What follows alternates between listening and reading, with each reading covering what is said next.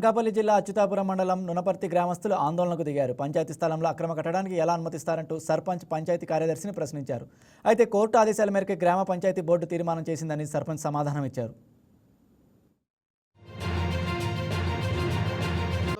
ఆ భూమిలోని పొజిషన్లో ఉన్నట్టు ఒక ధృవీకరణ పత్రం ఇవ్వడం జరిగింది. ఆ ధృవీకరణ పత్రం ద్వారా స్వాధీనపు హక్కులు వెన్నల ముత్యాలయ్య కుటుంబ వాసులకి అలా కుటుంబ సభ్యులైన నరసింహరావు పేరు మీద ఇవ్వడం జరిగింది.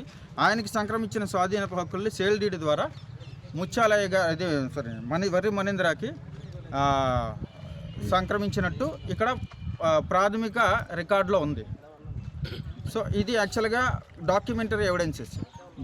ఈ పిటిషనర్లు ఆల్రెడీ విఆర్ఓ మీద పీజీఆర్ఎస్కి వెళ్ళారు. విఆర్ఓ మీద చర్యలు తీసుకోండి, ఇది అక్రమంగా ఇచ్చిన ధృవీకరణ పత్రం అనేసి. ఆ పీజీఆర్ఎస్ రిప్లైలో కూడా అప్పుడు ఎంఆర్ఓ గారు ఈ పీజీఆర్ఎస్ రిప్లైలో ఏం మెన్షన్ చేశారంటే, చుట్టుపక్కల వాళ్ళని ఎంక్వైరీ చేసి స్థల పరిశీలన అనంతరం గ్రామంలో కనుక్కున్న తర్వాత, అలాగే గతంలో ఇచ్చిన సెక్రటరీ ఇచ్చారని చెప్పాను కదా, ఎస్హెచ్ఓ రిపోర్టు ఆధారంగా వీటన్నిటి ఆధారంగా పరిగణిస్తూ మా విఆర్ఓ ఈ ధృవీకరణ పత్రం మంజూరు చేశారు. దీనిలో అది అనకాపల్లి జిల్లా అచ్యుతాపురం మండలం నునపర్తి గ్రామం అండి. నునపర్తి గ్రామ సర్పంచ్ నేను చుక్కా అనురాధనండి.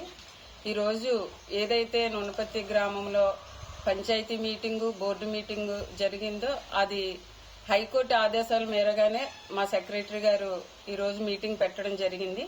ఆ మీటింగు నిర్వహిస్తుంటే